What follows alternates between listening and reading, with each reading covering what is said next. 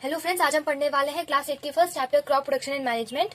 इसके अंदर हम बहुत सारे टॉपिक्स कवर करने वाले हैं, जैसे कि agriculture practices, different types of practices of crop production, फिर preparation of soil, then agriculture implements, then sowing, then adding manure, fertilisers, vermicomposting, advantages of manure, irrigation, sources of irrigation, फिर traditional and modern methods of irrigation, sprinkler system, drip irrigation इसके अंदर आ जाएगा। और फिर पढ़ेंगे weedicides, फिर पढ़ेंगे harvesting, फिर winnowing, storage, then animal husbandry etcetera. तो शुरू करते हैं। बेसिकली एग्रीकल्चर होता क्या है, इसकी शुरुआत कहाँ से हुई? तो इसकी शुरुआत होती है 10,000 BC से पहले। जो नोमैडिक पीपल थे वो पहले क्या करते थे कि ग्रुप में चल चल के वो खाने की तलाश में ढूंढते थे। तो वैसे ही उन्होंने धीरे धीरे खाना ढूंढा, उसके बाद कल्टीवेट के लिए लैंड ढूंढा, उसके बाद वो धीरे धीरे एग्रीकल्चर पर पहुंचे। तो ऐसे एग्रीकल्चर प्रैक्टिसेस स्टार्ट हुआ, ऐसे उसकी उत्पत्ति हुई। तो एग्रीकल्चर प्रैक्टिसेस पता चल गया हमें कैसे स्टार्ट हुआ। तो एग्जाम में क्वेश्चन भी आ सकता है कि एग्रीकल्चर प्रैक्टिसेस कैसे स्टार्ट हुआ, उसकी उत्पत्ति कहाँ से हुई। तो ऐसे हम इसका आंसर लिख सकते हैं। तो क्रॉप होता क्या है बेसिकली? तो क्रॉप क्या होता है, जब प्लांट्स जो होते हैं वो लार्ज नंबर में, वो अधिक मात्रा में जब उगाए जाते हैं तो उसे क्रॉप कहते हैं।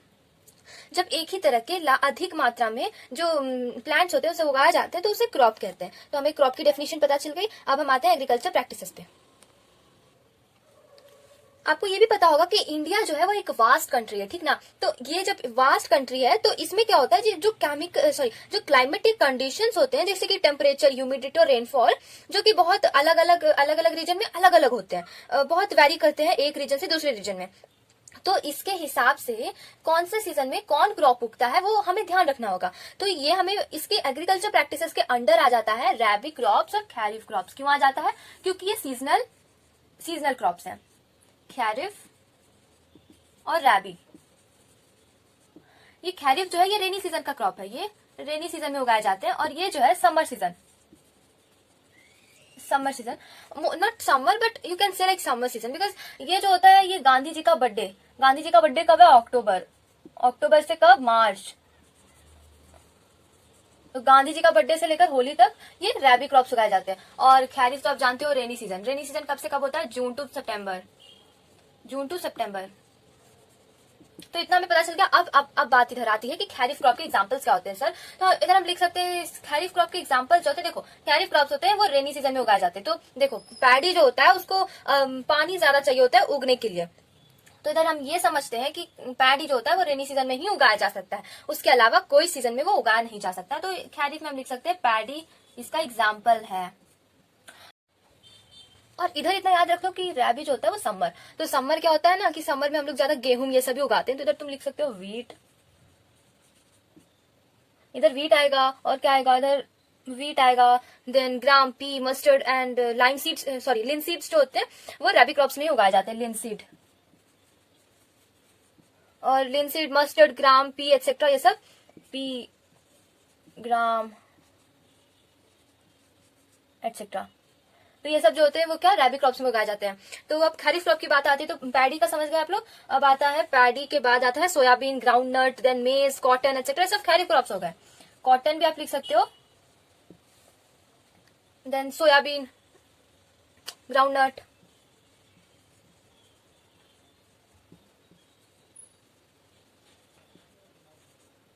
एटसेट्रा। तो ये सब एग्जांपल्स हो गए सर। तो अब बात आती है कि basic practices of crop production. तो बेसिक क्या होता है? क्रॉप प्रोडक्शन का बेसिक प्रैक्टिसेस क्या किया जाता है पहले क्रॉप उगाने के लिए। तो इसके बाद हम पढ़ेंगे basic practices of crop production, क्योंकि एग्जाम में बहुत सारे क्वेश्चंस भी आते हैं कि basic practices of crop production का लाइन बाय लाइन एक्सप्लेनेशन के साथ साथ पॉइंट वाइज आप डेफिनेशन बताओ। तो उसमें हम बहुत सारे उसके अलग अलग पॉइंट्स होते हैं, तो वो सब इसमें आगे कवर करेंगे। तो फर्स्ट पॉइंट आता है प्रिपरेशन ऑफ सॉइल। तो प्रिपरेशन ऑफ सॉइल कैसे किया जाता है? तो इधर बताया है कि प्रिपरेशन ऑफ सॉइल जो होता है वो क्यों किया जाता है? क्योंकि जब हम क्रॉप उगाना चाहते हैं तो उससे फर्स्ट स्टेप जो है हमें पहले बेसिक स्टेप जो है प्रिपेयर करना पड़ेगा सॉइल को। तो सॉइल प्रिपेयर कैसे होगा? सॉइल प्रिपेयर उसे लूज करना पड़ेगा। लूज करेंगे ना तो फिर जड़ जो है एकदम अंदर तक जाएगा। तो लूज करने से पानी भी अंदर पहुंचेगा तो प्लांट जल्दी अच्छा और एकदम अच्छा से उगेगा। तो इसीलिए पहले हमें सॉइल को प्रिपेयर करना पड़ता है। तो सॉइल को लूज करके वैसे प्रिपेयर कर लेते हैं। ये जो है एकदम मेजर स्टेप है एग्रीकल्चर का। First important task in agriculture is to loose in the soil, ठीक है? क्योंकि जब लूज होगा तो this allows to roots to penetrate deep into the soil. ये क्या करेगा कि रूट्स जो होता है उसको एकदम अंदर तक लेके जाएगा। तो ऐसे एकदम जड़ मजबूत रहेगा। अगर वो कहते हैं ना जड़ मजबूत रहे तो ऊपर ऊपर आसानी से लोग चढ़ जाते हैं, तो इसीलिए जड़ जब मजबूत रहेगा तो एकदम पेड़ भी घना उगेगा, क्रॉप भी घना उगेगा। इससे इससे यही हमें पता चलता है कि पहले हमें बेस स्ट्रॉन्ग रहेगा। तो इससे क्या हम प्रिपेयर पता है कैसे करते हैं प्रिपेयर? देखो, जो फ्यू सेंटीमीटर जो होते हैं ना टॉप लेयर के सॉइल के, वो क्या करते हैं कि वो न्यूट्रिएंट सपोर्ट करते हैं, तो कभी कभी वो क्या अंदर चले जाते हैं, कभी कभी वो ज्यादा ही अंदर चले जाते हैं, तो उसको कुछ कुछ हम लूज कर देते हैं ना सॉइल को, तो वो थोड़ा बहुत ऊपर आ जाते हैं। तो उससे क्या होता है कि सॉइल जो होता है वो एकदम न्यूट्रिएंट रिच हो जाता है। इसलिए हमें पहले प्रिपेयर कर लेना पता है, प्रिपेयर कर लेना होता है सॉइल को। तो इसे हम दो तरह से कर सकते हैं। टिल्टिंग, जो सॉइल होता है उसको लूज करना, हम उसे क्या कहते हैं? इसे टिल्टिंग कहते हैं, टिल्टिंग। और दूसरा मेथड क्या होता है? प्लफिंग। प्लफिंग कैसे किया जाता है? प्लफिंग का एक आयरन और वुड का एक ये रहता है element, iron and would, iron and would का एक एलिमेंट रहता है जो पिक्चर में आ जाएगा आगे। तो आयरन एंड वुड का एक एलिमेंट रहता है, उससे इसको प्लफ किया जाता है, सॉइल को, उसे प्लफिंग किया जाता है। ठीक है, तो ऐसे प्रिपरेशन ऑफ सॉइल होता है। उसके बाद देखो ये क्यों किया जाता है तो आपको पता चल गया। उसके बाद इस सॉइल में फिर क्या हो जाता है? एकदम न्यूट्रिएंट रिच हो जाता है सॉइल, ये भी आपको पता चल गया। अब बात आती है जो प्लफ्ड फील्ड होता है, तो इसमें क्या होता है? आपको सॉइल का क्रम्स दिखाई देगा, तो इसको भी आप ब्रेक करना बहुत जरूरी है, इसको ब्रेक करना बहुत जरूरी है। इसीलिए इसको क्या किया जाता है? इसको ये करने के लिए हम हो का इस्तेमाल करते हैं। हो क्या होता है? तो ये जो है एक सिंपल सा टूल है जो कि दो यूज में काम आता है। कौन कौन से हैं तो आपको पता है? कमेंट सेक्शन में जल्दी बताए, कमेंट सेक्शन में। तो हो जो है वो दो चीज के लिए यूज किया जाता है। फर्स्ट है वीड्स को रिमूव करने के लिए, weeds, removing of weeds is done bye हो। एंड एक और क्या है? एक और है प्लफिंग। अभी तो हम लोग ट्रैक्टर्स यूज करते हैं, ये मॉडर्न मेथड है, बट अभी पहले के लोग प्लफिंग करते थे। किससे? हो से प्लफिंग करते थे पहले के लोग। तो हो का दो यूजेस है। ये एग्जाम में भी आपको पूछ सकते हैं कि हो जो होता है उसका यूजेस बताइए, तो आप लिख सकते हैं रिमूविंग ऑफ वीड्स में काम आते हैं और फिर प्लफिंग में काम आ जाते हैं। तो ये है हो का यूजेस। तो इधर एक बात आती है कि आजकल जो प्लफिंग है वो कैसे किया जाता है। तो आपको बता दें कि आजकल प्लफिंग किससे किया जाता है। आजकल प्लफिंग कल्टीवेटर से किया जाता है। आजकल प्लफिंग कल्टीवेटर से किया जाता है। कल्टीवेटर होता क्या? अच्छा, ये कल्टीवेटर जो होता है, nowadays ploughing is done by the tractor driven cultivator. देखो, और the use of cultivator saves labour and time. तो इससे क्या बचत होती है? लेबर और टाइम की।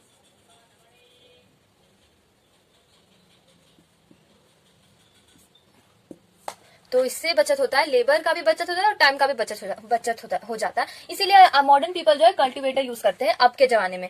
तो इसके बाद तो ये हो गया एग्रीकल्चर प्रैक्टिसेस के अंदर कितने भी कॉन्सेप्ट्स आपको समझा दिए हैं। इतने सारे ही कॉन्सेप्ट हैं एग्रीकल्चर प्रैक्टिसेस के अंदर। अब नेक्स्ट स्टेप आता है। तो सबसे मेन थिंग क्या आता है सेकंड में? सोइंग किसको? Seed sowing. तो ये है कि बहुत most important part of the crop production में ये भी आ जाता है। क्यों? क्योंकि जब सो ही नहीं करेंगे तो ये क्रॉप कैसे उगेगा? तो इसीलिए सोइंग हम करते हैं। सोइंग के लिए भी एलिमेंट्स होते हैं। तो ट्रेडिशनल टूल भी है सोइंग में। एक फनल टाइप का होता है, एक ऐसा होता है, ऐसा, और इससे ऐसे नीचे जाकर के ऐसे जाकर के बहुत शार्प एंड्स होते हैं उसमें। तो इस तरह से होता है। इधर सीड्स डालते हैं, वो जाकर के अंदर ये क्या सॉइल में जाकर के ये हो जाते हैं। तो ये होता है सोइंग का एलिमेंट। ये एक आया है, ट्रेडिशनल टूल है ये। ओके, तो पहले हाथ से करते थे, हाथ से ऐसे फेंकते थे, याद होगा आपको, कोई मूवी में आपने देखा होगा।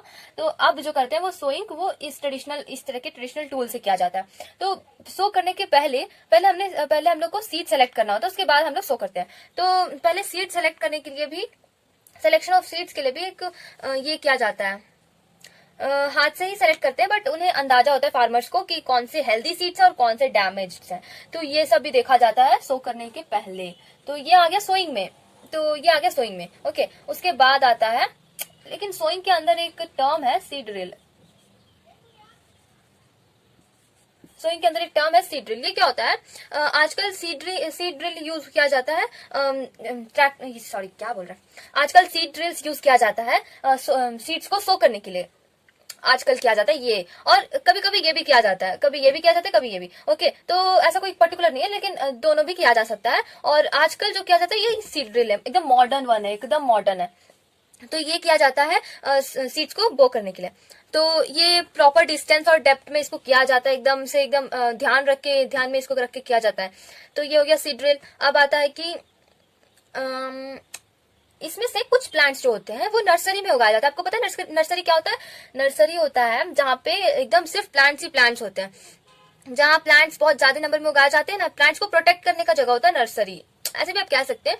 बट कुछ प्लांट्स जो होते हैं, देखो कुछ प्लांट्स क्या होते हैं, सीजनल होते हैं, और कुछ प्लांट्स को ये नर्सरी में उगाया जाता है। तो ये पर्टिकुलर नहीं है कि फार्मर से उस प्लांट्स को उगाएं, बट वो नर्सरी में उगाए जाते हैं। क्या कौन कौन से प्लांट है वैसे? जैसे कि पैडी क्या होता है कि कुछ ही प्लांट्स होते हैं जो नर्सरी में उगाए जाते हैं, तो इसमें से आ जाते हैं पैडी। तो पैडी पहले भी उगाए जाते थे नर्सरी में, अब भी उगाए जाते हैं। कभी कभी आप देख सकते होंगे कुछ फार्मर्स भी उगाते हैं, बट ज्यादातर पर्टिकुलरली पैडी ही उगाए जाते हैं नर्सरी में।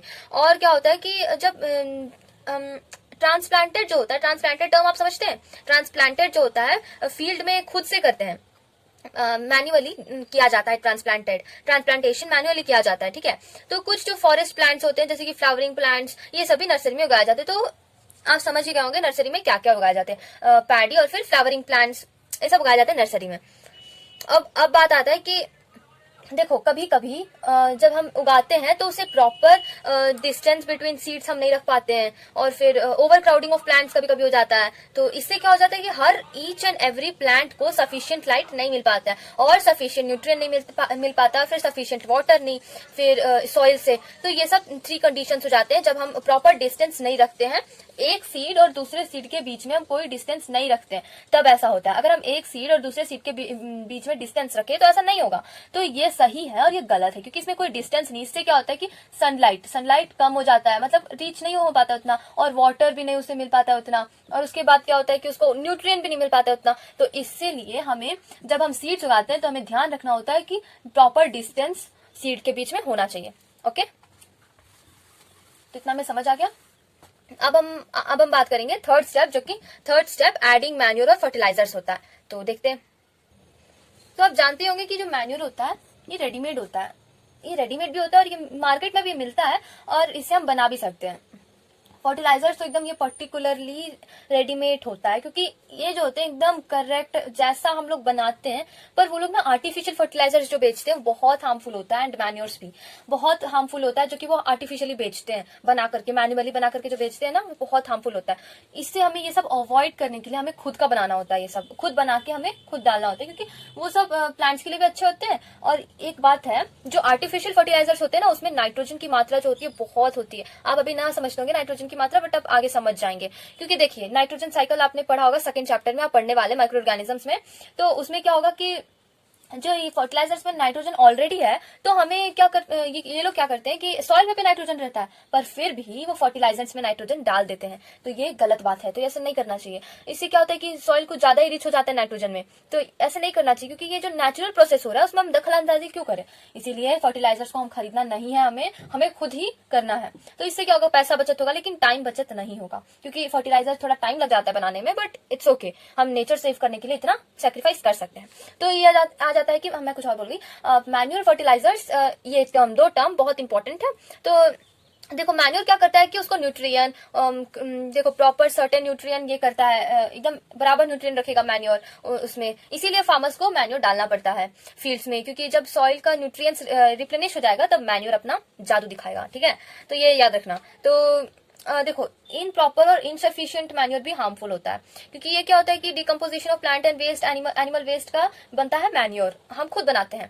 तो ऐसे हम बना सकते हैं मैन्योर। तो फार्मर्स पहले के फार्मर्स पता है खुद बनाते थे मैन्योर, पर अब के फार्मर्स थोड़ा टाइम बचत करने के लिए खरीद भी लेते हैं, तो ऐसा नहीं करना है। ओके, तो हम मैन्योर खुद भी बना सकते हैं। तो मैन्योर बनाने के लिए थोड़ा प्रोसेस है, मैं बताऊंगी आपको धीरे धीरे। तो इधर आप समझ सकते हैं कि मैन्योर का जो डेफिनेशन अगर आपको पूछा गया एग्जाम में कि मैन्योर होता क्या है, तो आप ऐसे बता सकते हैं कि manure is organic substance obtain from the decomposition of plant and animal waste, ठीक ना। और farmers dump plant and animal waste in pits at open places and allow it to decompose, ठीक ना। और उसके बाद आप लिखना है कि the decomposition is caused by some microorganisms, the decomposed matter is used as organic manure. तो ये आपका डेफिनेशन हो गया फुल, एकदम अच्छा, एकदम सटीक, और ये आप लिख सकते हैं अपने एग्जाम पेपर पे जब आपको पूछा जाए तो ये हो गया मैन्योर का इलेबोरेशन की मैन्योर को इलेबोरेट करो, डिफाइन मैन्योर, ऐसे आपको पूछ सकते हैं। तो अब आता है वर्मी कंपोस्टिंग। वर्मी कंपोस्टिंग आपने क्लास 6 पे भी पढ़ा होगा, लेकिन वो पढ़ाई थोड़ी आपको ये नहीं पसंद नहीं आएगी या फिर आपने इतना ध्यान नहीं दिया होगा, इसलिए इन्होंने सोचा चलो फिर एक बार बच्चों को पढ़ा दिया जाए कि वर्मी कंपोस्टिंग होता क्या है।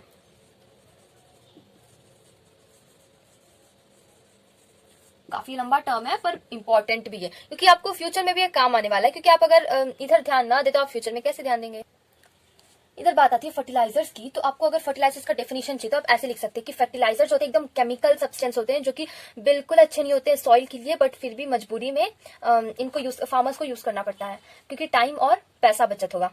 पैसा तो नहीं लेकिन टाइम और बहुत बचत होगा। तो fertilizer is are chemical substances which are rich in particular nutrient. कौन से न्यूट्रिएंट में रिच होते हैं वो आपको आगे पता चलेगा।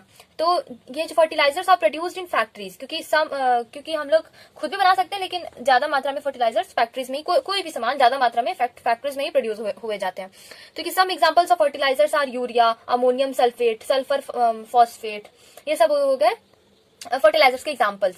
वैसे तो आपको इंपॉर्टेंट उतना नहीं लगेगा, लेकिन हाँ थोड़ा बहुत इंपॉर्टेंट है, as you can write it in your definition examples, ठीक ना। तो डेफिनेशन लिखने के बाद एग्जांपल्स लिखने में आप लिख सकते हैं यूरिया, अमोनियम सल्फेट और फिर सुपर फास्फेट होता है ना, तो आप उसमें लिख सकते हैं। तो पोटेशियम, ये सब हो गया इसका एग्जाम्पल्स, फर्टिलाइजर्स का एग्जाम्पल्स। तो ये क्या होता है कि पैडी, मेज या फिर वीट के लिए कुछ फार्मर्स फर्टिलाइजर्स यूज करते हैं। पैडी, मेज, वीट, ये सब के लिए।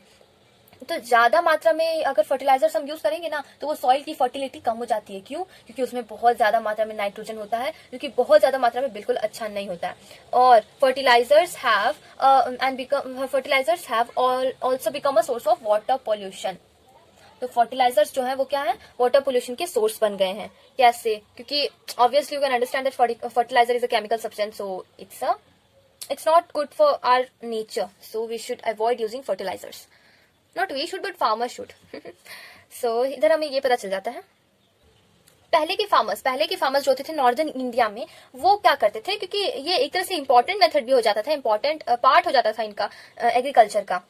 जब सॉइल में नाइट्रोजन की मात्रा घटने लगे तो वो एक बैक्टीरिया यूज करते थे। बहुत इंपॉर्टेंट टर्म है। Wait I think I am writing wrong spelling, खारिज।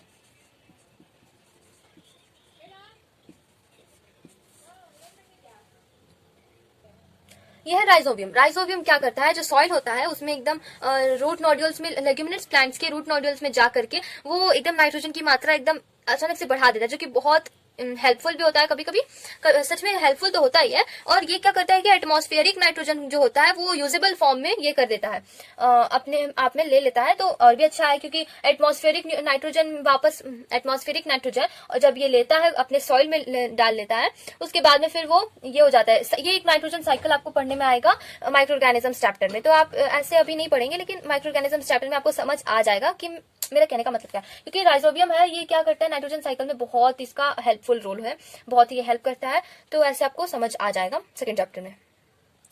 ऐसा बहुत बार देखा गया है कि जो फर्टिलाइजर्स और मैन्योर है उसके बीच में एक बड़ा सा डिफरेंस है, ठीक ना। तो बड़ा सा डिफरेंस ही एग्जाम में पूछा जाता है, बहुत बार देखा गया।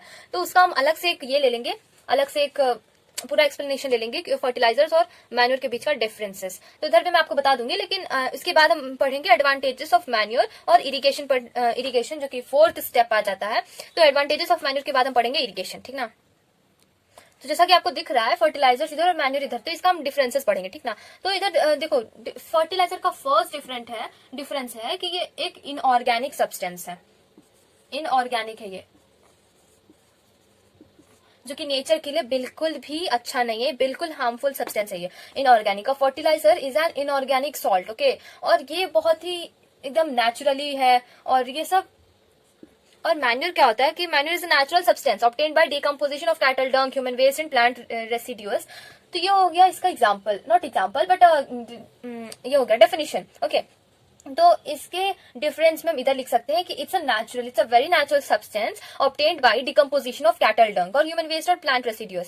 तो ऐसे तो हम लिख सकते हैं, आपके लिए मैंने वर्ड पे लिख भी दिया है, natural substance obtained by decomposition of cattle डंग और ह्यूमन वेस्ट। तो मैंने जैसे बताया वैसे मैंने लिख दिया।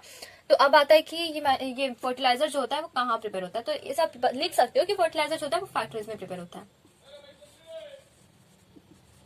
ज्यादा मात्रा में तो सेकंड डिफरेंस हमारे इधर रहेगा, फर्टिलाइजर जो है वो फैक्ट्रीज में प्रिपेयर होता है, ठीक ना, और जो मैन्योर है वो फील्ड्स में प्रिपेयर होता है, जो कि फार्मर्स के द्वारा प्रिपेयर किया जाता है फील्ड्स में। हम भी प्रिपेयर कर सकते हैं, ऐसा कोई पर्टिकुलर नहीं है, बट फर्टिलाइजर जो है वो फैक्ट्रीज में प्रिपेयर होता है और फिर मैन्योर फील्ड्स में। ये सेकंड डिफरेंस, मेनली इसका सेकंड डिफरेंस ये रहा। और अगर हम बात करें थर्ड डिफरेंस की, तो जो फर्टिलाइजर होता है वो कोई ह्यूमस और फिर कोई ह्यूमस सॉइल को प्रोवाइड नहीं करता, ठीक ना। तो फर्टिलाइजर्स एक तरह से ज्यादा कोई हेल्पफुल चीज नहीं है। तो फर्टिलाइजर जो है do not provide humus to soil. और ये जो मैन्योर होता है, a lot of human provide करता है, लॉट ऑफ ह्यूमंस जो है वो प्रोवाइड करता है मैन्योर। तो इधर हम थोड़ा मिटाएंगे इसे क्योंकि जगह नहीं बचा, तो हम इसे मिटा करके इधर लिखने वाले हैं कि manure provide lot of humus to soil. तो ये थर्ड डिफरेंस है।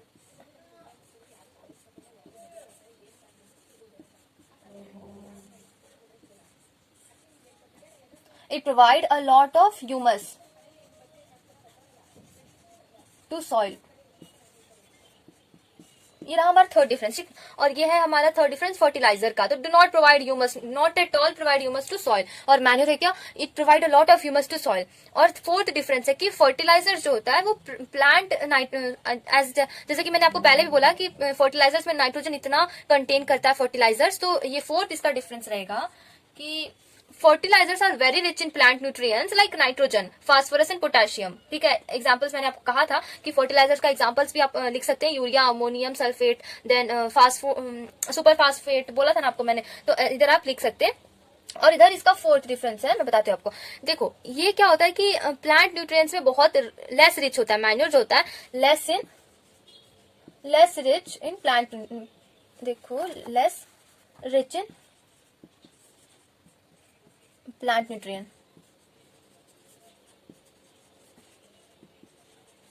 Less rich in plant nutrient. तो ऐसा आप समझ गए हो कि इसमें नाइट्रोजन की मात्रा बहुत कम रहती है और फर्टिलाइजर जो इसमें नाइट्रोजन की मात्रा बहुत ही ज्यादा रहती है। ओके, तो इधर तो जगह नहीं बचा, बट हम ऐसे इधर लिख सकते हैं मिटा करके, तो मिटाना ही पड़ेगा। ओ मिट गया।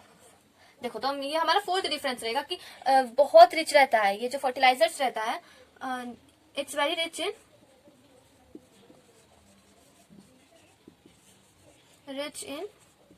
plant nutrition.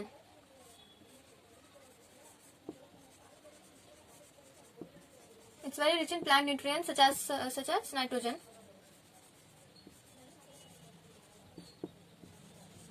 और इसका एग्जाम्पल जैसे कि हमें पहले बताया गया, एग्जाम्पल जो मैंने आपको बताया वो है urea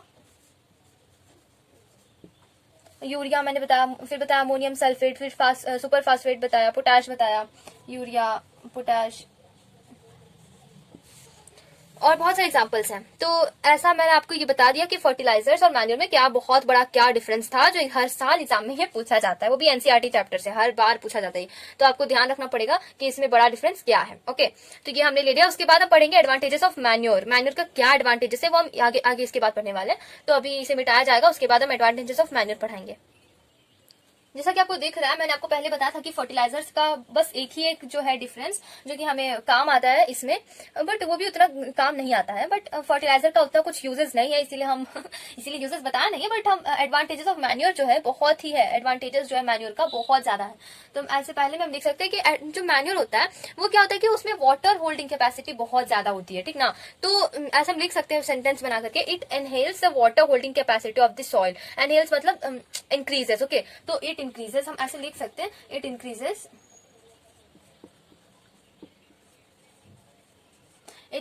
the water holding capacity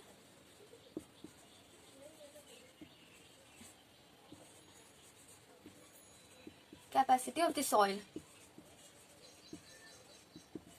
it increases the water holding capacity of the soil. ऐसा ये फर्स्ट है, फर्स्ट एडवांटेजेस हम ऐसे लिख सकते हैं। ओके, तो सेकेंड एडवांटेज आ जाता है मैन्योर का कि ये जो होता है, it makes the soil porous due to which exchange of gases becomes very easy. तो ये क्या करता है कि सॉइल को पोरस बना देता है। मतलब जब हम सॉइल को लूज करते हैं तो फिर उसमें थोड़े बहुत तो ये हो जाते होंगे, पोरस बन जाते होंगे, बट स्टिल मैन्योर जो होता है वो बहुत ही इतना ही इसको ये कर देता है ना, ताकि एक्सचेंज ऑफ गैसेस बहुत आसान हो जाते हैं सॉइल के लिए। तो ऐसा हम लिख सकते हैं, it makes the soil porous.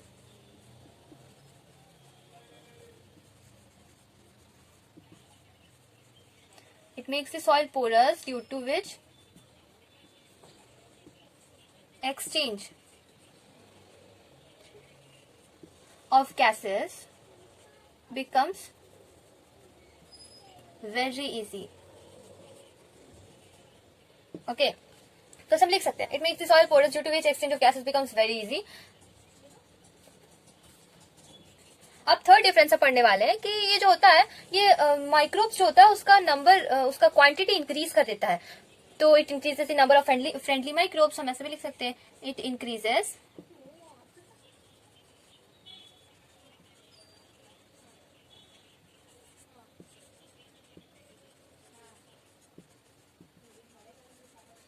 Microbes जो कि बहुत यूजफुल होते हैं. It increases the number of friendly microbes जो कि बहुत यूजफुल होते हैं. ओके, तो फिर लास्ट इसका एडवांटेजेस हम पढ़ेंगे. ये जो सॉइल का टेक्सचर होता है वो एकदम बिल्कुल इंप्रूव करता है, बिल्कुल अच्छा बना देता है, ताकि सॉइल एकदम फर्टिलिटी उसकी बहुत ये हो जाए. ठीक ना, टेक्सचर और फर्टिलिटी इतना इंप्रूव कर देता है मैन्योर, इसीलिए इसका अलग से एक एडवांटेजेस लिया जाता है, अलग से इसको पढ़ाया जाता है. और ये अक्सर 5 मार्क्स क्वेश्चन में ये आपके आ जाएंगे एनसीईआरटी के क्लास 8 में. हाफ ईयरली में भी आ सकते हैं या फिर फाइनल में भी आ सकते हैं, क्योंकि मेरे तो आए थे इसीलिए मैं बता रही हूँ.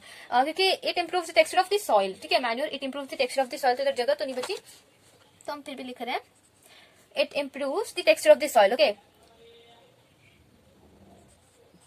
it improves the texture of the soil. It improves the texture of the soil. मैं आपको दिखाने की कोशिश करूंगी. या it improve the texture of the soil. तो ये सब हो गया डिफरेंसेस मैन्योर का. ओके, तो आपको ध्यान रखना पड़ेगा जो मैन्योर होता है वो इतना उसके sorry what I am saying, it's not differences but it's advantages. Sorry, I apologise. So ये सब एडवांटेजेस हो गए मैन्योर के, तो इतना आपको एडवांटेजेस में लिखना पड़ेगा. ठीक ना, तो ये इतने इंपॉर्टेंट एडवांटेजेस हैं मैन्योर के, जो कि कहाँ टेक्स प्लेस होते हैं, सॉइल में. तो मैन्योर का क्या है, मैन्योर है कि वो capacity, water holding capacity soil में इंक्रीज कर देता है, एकदम इंक्रीज कर देता है. ओके, तो ये बहुत ही एडवांटेजेस, यूजफुल एडवांटेजेस हैं मैन्योर के, तो आपको ये सब ध्यान रखना पड़ेगा. अब हम इसके बाद पढ़ने वाले थे इरिगेशन. ठीक है, तो अब हम इरिगेशन पढ़ेंगे, उसके डिफरेंट टाइप्स पढ़ेंगे और कैसे कैसे होते हैं, फिर सोर्सेस ऑफ इरिगेशन पढ़ेंगे. That's all. ओके, उसके बाद हम पढ़ेंगे, अब हम आगे पढ़ेंगे वॉट इरिगेशन बेसिकली मीन. तो इरिगेशन का मतलब क्या होता है, इरिगेशन मतलब होता है जो हम पौधों को प्लांट डालते हैं, जो लार्ज स्केल मात्रा में जब पौधों को हम पानी देते हैं ना, उसे इरिगेशन कहते हैं. या फिर उसके उगने के लिए हम उसे जब पानी देते हैं, उसे जब पानी की जरूरत होती है तब उसे पानी देते हैं सॉइल में, तब उसे इरिगेशन कहते हैं. ठीक, तो इरिगेशन 2 तरह के होते हैं. ओके, ड्रिप इरिगेशन और स्प्रिंकलर इरिगेशन. तो आपको पता चल जाएगा आगे, पर अब हम पढ़ेंगे सोर्सेस ऑफ इरिगेशन. देखो, the supply of water to crops at different intervals is called irrigation. समय समय पर क्रॉप्स को पानी देना को इरिगेशन कहते हैं. ठीक है, तो आपको मैंने डेफिनेशन एकदम अच्छा वाला सटीक वाला बता दिया. तो आप एग्जांपल में ऐसे अगर बोला हो तो डिफाइन इरिगेशन, तो हम ऐसे लिख सकते हैं कि the supply of water to crops at different intervals of time is called irrigation. ठीक ना, एकदम पर्टिकुलर इरिगेशन का ही डिफिनेशन है और बहुत अच्छा एकदम, तो आप इसे याद कर सकते हैं. तो फिर एक और बात बताती हूँ मैं, the time and frequency of irrigation varies from crop to crop. ठीक है, तो उधर हम बताए थे टाइम और फ्रीक्वेंसी जो होता है इरिगेशन का, वो क्रॉप और एक क्रॉप से दूसरे क्रॉप्स में बहुत वैरी करता है. क्यों, क्योंकि एक क्रॉप थोड़ा कम बड़ा होगा, एक क्रॉप थोड़ा ज्यादा बड़ा होगा. मतलब उससे आपको देखना है कि आज आप इसको पानी दे तो कल आप उसको पानी दे. आप हर दिन उसे, एक ही पौधे को हर दिन आप पानी ना दे, क्योंकि वैसे एक्सेस अमाउंट ऑफ वाटर भी हार्मफुल हो सकता है पौधों में. ओके, मतलब आप एक ही पौधों को हर दिन पानी दे, एकदम पानी ही पानी दे तो पानी हो जाएगा. इसीलिए उतना ही मात्रा में पानी दे जितना की आवश्यक है. ओके, तो ये इरिगेशन में हमने डेफिनेशन बता दिया. अब हम बताएंगे सोर्सेस ऑफ इरिगेशन. पहले कैसे किया जाता था सोर्सेस ऑफ इरिगेशन, इसके अंदर आएगा सोर्सेस ऑफ इरिगेशन. तो देखो, पहले के जो इंसान थे, पहले के क्या, अभी भी कुछ इंसान जो है वो ऐसा करते हैं, कुछ फार्मर्स, बट अब उतना ये नहीं है. अब तो ड्रिप इरिगेशन, स्प्रिंकलर इरिगेशन क्या क्या आ गया है. पर पहले के जो थे वो कैसे करते थे, देखिए पहले के जो थे ना वो वेल्स आप जानते हैं, वेल्स क्या होता है, कुआं. फिर दूसरा क्या होता है, ट्यूब वेल्स भी आप जानते होंगे. पहले बहुत यूज हुआ करता था ट्यूब वेल्स, अब भी यूज होते हैं कहीं कहीं जगह पे. ओके, तो ट्यूब वेल्स. फिर पोन्स क्या होता है, लेक. पोन्स आप तालाब जानते हैं, पोन्स गलत होगी स्पेलिंग, पोन्स. ओके, तो पोन्स, ट्यूबवेल्स, पोन्स पाउडर नहीं. ओके, तालाब. ओके, तालाब तो आप जानते होंगे, वेल कुआं. फिर ट्यूबवेल्स, उसके बाद लेक्स भी आप जानते होंगे, lakes, ponds, river and all. ये सब क्या थे, सोर्सेस ऑफ इरिगेशन थे पहले के जमाने में. ये सब सोर्सेस ऑफ इरिगेशन थे. डैम्स एंड कैनाल्स, अब तो डैम भी आ गया, राइट. अब lakes, rivers, dams, canals etcetera. तो ये सब हो गया सोर्सेस ऑफ इरिगेशन में आ गए, ये सोर्सेस ऑफ इरिगेशन। ओके, तो इतना पढ़ेंगे सोर्सेस ऑफ इरिगेशन में, well, tubewell, pond, lakes, river, dams, canals etcetera. Okay, तो ये सब सोर्सेस ऑफ इरिगेशन, ये टॉपिक कवर हो गया। अब इसके बाद हम पढ़ने वाले हैं नेक्स्ट जो कि क्या है, नंबर 5 पे क्या आता है।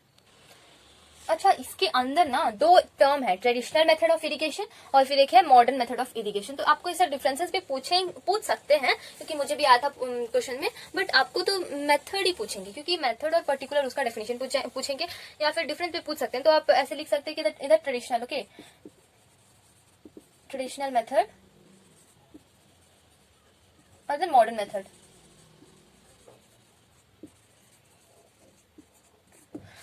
मॉडर्न मेथड और ट्रेडिशनल मेथड इधर आ गया। और तो आपको इधर पूछा जा सकता है कि ट्रेडिशनल मेथड में पहले क्या क्या किया जाता था। तो पहले ढेकली जो होता था, ढेकली कुछ ऐसे ही नाम था, ढेकली से हम क्या करते थे कि पानी को ऐसे रहता था ना, ऐसे इधर एक ये है, फिर इधर एक ये है, इस तरह का एक ये रहता था, ऐसे करके। तो इधर से पानी गिरता था, फिर इधर से गिरता था, इधर रिवर रहता था, ठीक ना, इधर रिवर रहता था और इधर क्रॉप्स रहते थे।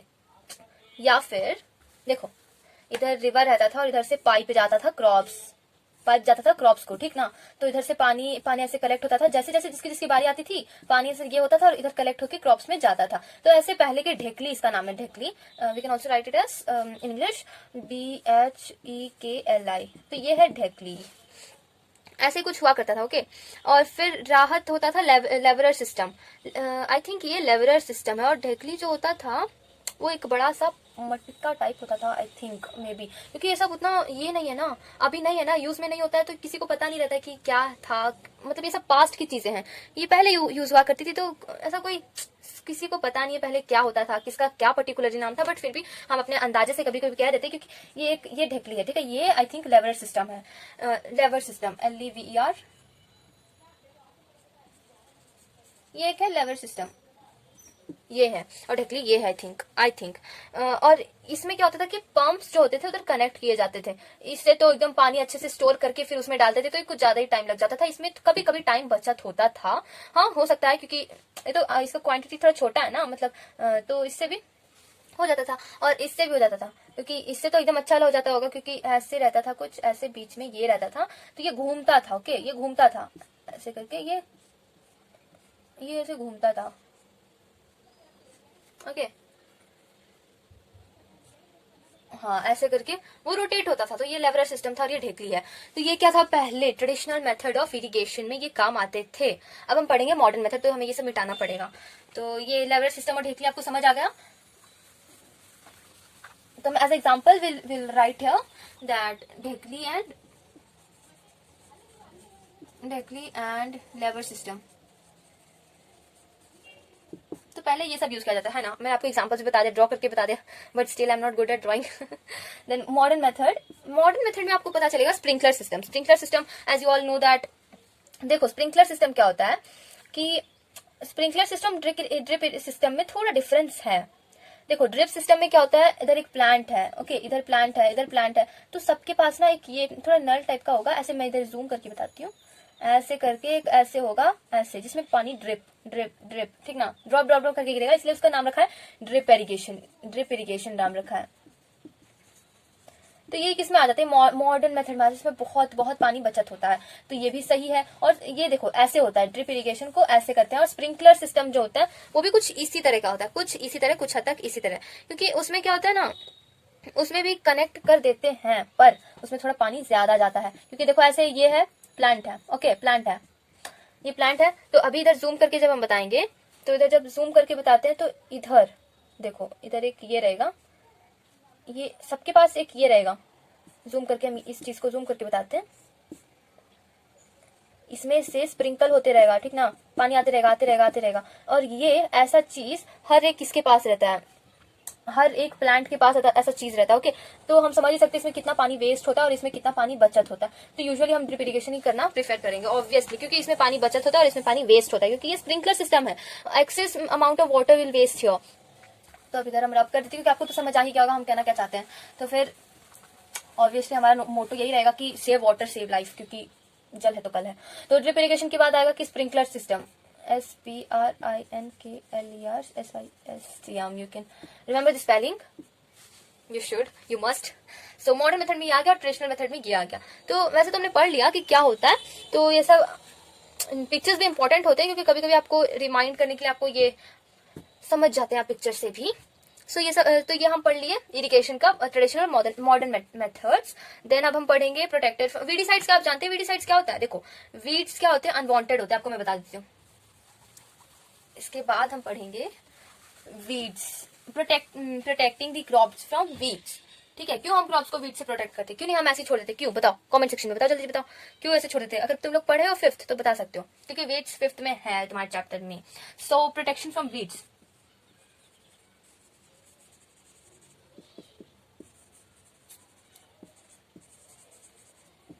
तो इधर वीड्स जो होते हैं, इधर देखो, वीड्स जो होते हैं वो क्या होते हैं? एकदम अनवांटेड होते हैं, बिल्कुल नहीं यूज हमें यूज बिल्कुल नहीं आते, एकदम अनवांटेड। अनवांटेड जानते हो ना क्या होता है? बिल्कुल नहीं, जो बिल्कुल भी काम के नहीं होते हैं, एकदम अनवांटेड होते हैं। और इसका कोई यूज भी नहीं है ना, क्योंकि ना तो हमें फल देते हैं ना कुछ देते हैं, बस ये ऑक्सीजन देते हैं बस यही एक चीज का यूज है। और ऐसे तो हमारे ये पता है क्यों ये उगते हैं हमारे क्रॉप्स के? इस देखो, जैसे कि हमारा क्रॉप है, ओके, और ये हमारा क्रॉप रहा और इसके बगल में ही वीड्स उग जाएंगे। कैसे भी वीड्स होते हैं वो उग जाते हैं, पता है क्यों? क्योंकि ये जो वीड्स होते हैं ये हमारे क्रॉप से वाटर, क्रॉप के रूट से वाटर सब कुछ अपने ले लेंगे, ठीक ना, अपने पास ले लेंगे और खुद ये हो जाएंगे, हरे भरे हो जाएंगे, पर हमारा क्रॉप जो है वो पूरा मुरझा जाएगा। तो ये वीड्स जो होते हैं एकदम अनवांटेड होते हैं, बिल्कुल नहीं चाहिए वीड्स, ठीक ना।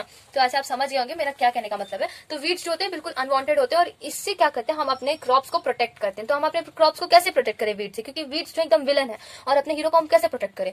तो अपने हम हीरो को क्या कहते हैं? अब हम विलन जो है उससे हम ये कर देंगे, स्प्रे मार देंगे, एकदम स्प्रे मार देंगे वीड्स को। तो वीड्स क्या हो गए? मुरझा जाएंगे या फिर कुछ डैमेज हो जाएंगे और मर जाएंगे, कहते हैं ना, सूख के वो ये हो गया पेड़ पौधे। तो इसीलिए हम ऐसे क्या करेंगे? स्प्रे क्या करते हैं हम लोग? वीडिसाइड्स।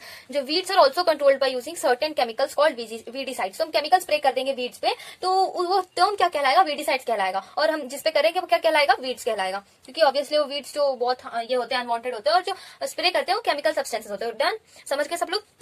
तो वैसे तो हम समझ गए कि प्रोटेक्शन फ्रॉम वीड्स क्या होता है, कि जब हम केमिकल्स अपने वीड्स पर डालते हैं क्रॉप को बचाने के लिए, तो वो क्या होता है? वीडिसाइड्स। इसके अंदर एक टर्म आता है वीडिसाइड्स, ठीक ना, वो तो आप समझ गए होंगे वीडिसाइड्स क्या होता है। Protection from weeds, protection from weeds by spraying a chemical substance, by spraying certain chemical substance called weedicides, ठीक ना। तो ऐसा हम एकदम अच्छे से लिख सकते हैं कि weeds are also controlled by certain chemicals called weedicides। तो ये मैंने एकदम करेक्ट डेफिनेशन याद किया था, तो मैं आपको बता रही हूँ, क्योंकि ये बहुत बार एग्जाम में पूछे जा सकते हैं, आपको अलग अलग तरीके से पूछे जाएंगे, इनडायरेक्टली भी पूछे जाएंगे, और एकदम आपको सोच समझ के ध्यान से एकदम जवाब देना होगा फाइनल पेपर में, क्योंकि फाइनल पेपर जो होता है कभी कभी हमारा अलग अलग रीजन से भी आ जाता है, तो आपको याद रखना पड़ेगा। तो ये हमारा हो गया प्रोटेक्शन फ्रॉम वीड्स। उसके बाद हम पढ़ेंगे हार्वेस्टिंग। तो हार्वेस्टिंग बहुत ही छोटा और एकदम आसान सा टर्म है हार्वेस्टिंग। तो हम अभी रब करते हैं और अभी पढ़ेंगे हम हार्वेस्टिंग, जो कि हार्वेस्टिंग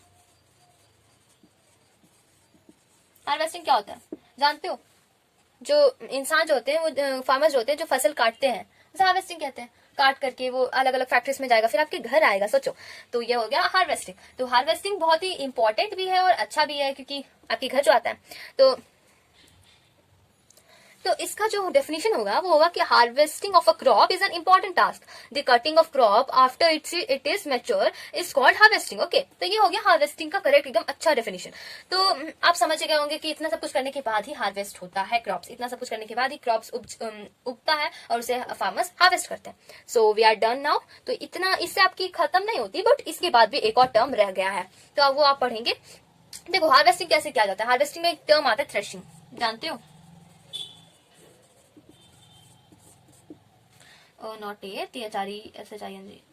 हाँ देखो, तो थ्रेशिंग एक टर्म आ गया। तो थ्रेशिंग में होता क्या बताओ? थ्रेशिंग क्या होता है? जो ये होते हैं in the harvest crop the grain seeds need to be separated from the chaff, ठीक ना। तो हार्वेस्टेड क्रॉप जो होते हैं उसमें जो सीड्स होते हैं, ठीक ना, सीड्स, ग्रेन सीड्स जो होते हैं, गेहूं, गेहूं समझे ना, गेहूं जो होते हैं वो, ये गेहूं है और उसका प्लांट ऐसे रहते हैं ना, कुछ ऐसे ऐसे करके रहता है, उसके अंदर गेहूं सीड्स रहते हैं। तो ये सीड्स को और ये शाफ को, इसे शाफ कह देते हैं, ठीक है। जब खाली हो जाए वो, तो ये सीड्स और ये शाफ को जब सेपरेट करने लगते हैं, जब सेपरेट कर देते हैं इसको इधर इसको इधर, तो जब सेपरेट कर देते हैं तो इसको क्या कहते हैं, ये मेथड को थ्रेशिंग कहते हैं।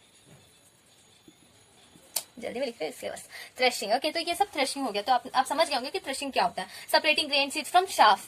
आपको अगर कोई भी पूछे कि थ्रेशिंग क्या होता है बबुआ, तो आपको बोलना है separating grain seeds from chaff, ठीक है। तो this process is called as threshing. So this is carry out with the help of machine called combine. एक मशीन होता है कॉम्बाइन। कॉम्बाइन एक मशीन होता है, उससे ये प्रोसेस किया जाता है, शाफ और ये सीड्स, ग्रेन सीड्स को सेपरेट किया जाता है, ठीक। तो ये आपको ये टर्म याद रखना पड़ेगा। आपको पूछ सकते हैं कि कौन सा मशीन है जिससे हम ग्रेन सीड्स और शाफ को सेपरेट किया जाता है, तो आपको कॉम्बाइन याद रखना पड़ेगा ये टर्म। ओके, सो ये है कि हार्वेस्टर है, ये एक हार्वेस्टर है, as you can say harvesting में यूज होता है हार्वेस्टर। कॉम्बाइन क्या होता है, एक हार्वेस्टर होता है ये। तो मैंने आपको बता दिया, ग्रेन सीड और शाफ को सेपरेट करने के लिए कॉम्बाइन यूज किया जाता है, ये हार्वेस्टर, ठीक है। तो ये क्या होता है कि देखो, हमने झूम फार्मिंग पढ़ा होगा 5th स्टैंडर्ड में, याद है झूम फार्मिंग। तो देखो बहुत गलत बात है झूम फार्मिंग, बट क्या करें, फार्मर्स को ऐसा करना पड़ता है। मैं क्या अलग टर्म है, आपकी टेक्स्ट बुक में नहीं है, बट फिर भी मैं एक्स्ट्रा नॉलेज के लिए बता रही हूँ। जो झूम फार्मिंग होता है, किसी को पता होगा कि झूम फार्मिंग जो होता है बहुत खतरनाक और बहुत ही बिल्कुल अच्छा नहीं होता है ये, क्योंकि ये हमारे डायरेक्ट किस पे असर करता है, ये डायरेक्ट असर करता है हमारे नेचर पे, डायरेक्ट असर करता है हमारे पोल्यूशन। इससे क्या होता है, पोल्यूशन बढ़ता है, इससे हमारे ये जो एनवायरमेंट है, नेचुरल एनवायरमेंट है, उसमें एकदम पोल्यूशन बढ़ जाता है झूम फार्मिंग से। क्यों ये फार्मर्स इसलिए करते हैं, क्यों क्या होता है इसमें बताती हूँ मैं।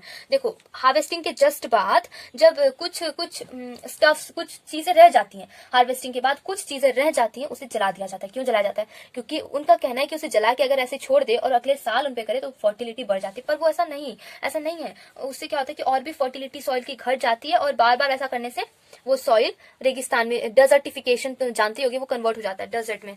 ऐसा होता है क्योंकि देखो, फर्टिलिटी जब लूज कर देगा तो उस पर कोई ये उपजेगा है ही नहीं। तो जब नहीं उपजेगा तो उसे तो ऐसे छोड़ दिया जाएगा, तो क्या होगा, बंजर जमीन बन जाएगी वो, ना फर्टिलिटी ना कुछ, तो बाद में फिर बहुत प्रॉब्लम हो जाती है। इससे अच्छा है कि झूम फार्मिंग करे ही नहीं, झूम फार्मिंग को अवॉइड करते हैं। आज भी जब कोई झूम फार्मिंग करता है यूपी या फिर कहीं नॉर्दर्न स्टेट्स में, तो उसे पुलिस पकड़ लेती है। क्यों, क्योंकि बहुत हार्मफुल है और बिल्कुल नहीं करना चाहिए ऐसा, ठीक है। तो ये झूम फार्मिंग हो गया। तो ये आपको मैंने बता दिया झूम फार्मिंग क्या होता है। तो आप एक्स्ट्रा नॉलेज के लिए मैंने बता दिया आपको कि ये जो बचा हुआ जो स्टफ्स रहता है, उसको जो जला दिया जाता है फार्मर्स के द्वारा, नहीं करना चाहिए, उसे झूम फार्मिंग कहते हैं, ठीक ना। इतना पोल्यूशन कॉज करता है, इसीलिए नहीं करना चाहिए। और फिर अब आती है बात विनोविंग की।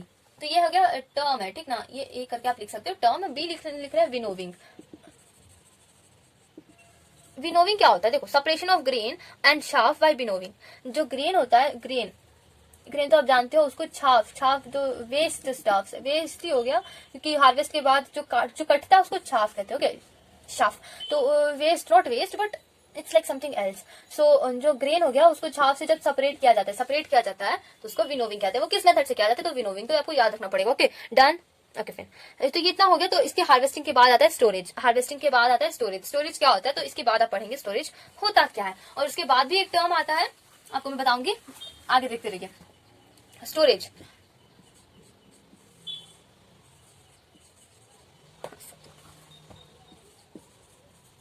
अरे जी,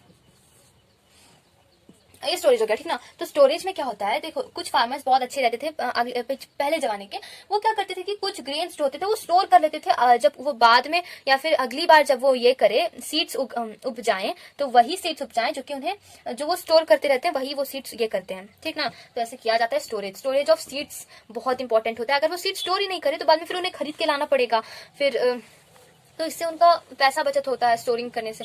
तो ये क्या होता है ना कि इसको ना, देखो, the fresh crops has more moisturizer, a freshly harvested grains are stored without drying, they may get spoiled और अटैक्ड बाय ऑर्गेनिजम्स। तो ये आपको ध्यान रखना पड़ेगा। अगर आप स्टोरिंग करते हैं तो आपको एकदम सतर्क होकर करना पड़ेगा। कहते हैं ना, क्या कहते हैं उसको, नजरें हटी दुर्घटना घटी। तो स्टोरिंग जो होता है वो ऐसा जोड़ सकते हैं, बट हम देखो, जो उसे क्या कहते हैं, सीड्स होता है ना, सीड्स उसको बिना ड्राई किए हुए, ड्राई मतलब सुखाना, बिना सुखाए उसको स्टोर बिल्कुल नहीं करना, बिना सुखाए उसको स्टोर बिल्कुल नहीं करना, क्योंकि एकदम स्पॉइल हो जाएगा सीड्स, फिर अगले बार तुम क्या उगाओगे। इसीलिए कहते हैं पहले सीड्स को अच्छे से ड्राई कर लो, अच्छे से ड्राई कर लो, उसके बाद ही स्टोर करो, उसके बाद ही स्टोर करो, ठीक ना। तो पहले ड्राई उसके बाद स्टोर, पहले सीड्स को ड्राई उसके बाद स्टोर, ये याद रखो। तो ये क्या होता है, स्टोरिंग में आ जाता है। तो ये बस इतना ही था, ओके, बस इतना ही था। और तुमने कभी देखा होगा हार्वेस्ट फेस्टिवल्स एंड ऑल, तो वो तो तुम जानते ही हो, तो तुम्हें उतने बताने की जरूरत नहीं है। देन तुम तो एकदम समझ रहे हो ना। सो स्टोरिंग हो गया, उसके बाद हम पढ़ेंगे। देखो स्टोरिंग ना एक ये होता है,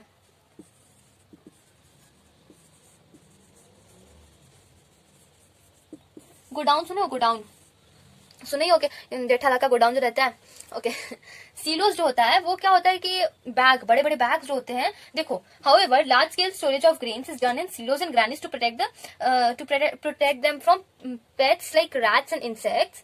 तो इन्हें क्या होता है कि इन्हें प्रोटेक्ट किया जाता है, सीड्स को इसके अंदर डाल के एकदम बोरी में ऐसे कुछ ऐसे रहता है ना, ऐसे ये सीलोस, और ये फिर बोरे में डाल के, ये हो गया ये, और ये हो गया ये, ठीक ना। बोरे नहीं कहते, झूठ के बोरे, तुमने तो देखे होंगे झूठ के बोरे, ऐसे ऐसे एक के ऊपर एक ऐसे रहते हैं ना, ऐसे। तो ऐसे हो गया ये, देखो ये हो गया ग्रेनाइट्स होता है, ये हो गया। और ये सीलोस जो होता है, बड़े बड़े जूट के बोरे रहते हैं, उसमें हम लोग ये करते हैं, सीड्स ये स्टोर किया जाता है, ठीक ना। तो ऐसे करते थे पहले के लोग, और अभी भी करते हैं, क्योंकि ड्राइड नीम जो रहता है ना, नीम जो सुखा करके हम लोग स्टोर करते हैं, बहुत इंपॉर्टेंट होता है। वो भी कभी कभी एकदम घरेलू उपचार के लिए इंपॉर्टेंट होता है। सो हम करते हैं स्टोरिंग, ऐसे किया जाता है, ठीक ना। तो अब बात आती है एनिमल हस्बेंड्री। तो ये काम हो गया। तो ये मैं जो भी बता रही हूँ, ये सब आ रहे हैं एग्रीकल्चर प्रैक्टिसेस के अंदर। मैं जो भी बता रही हूँ सब आ रहे हैं एग्रीकल्चर प्रैक्टिसेस के अंदर, ठीक है। तो अब हम पढ़ेंगे एनिमल हस्बेंड्री। एनिमल हस्बेंड्री होता क्या है।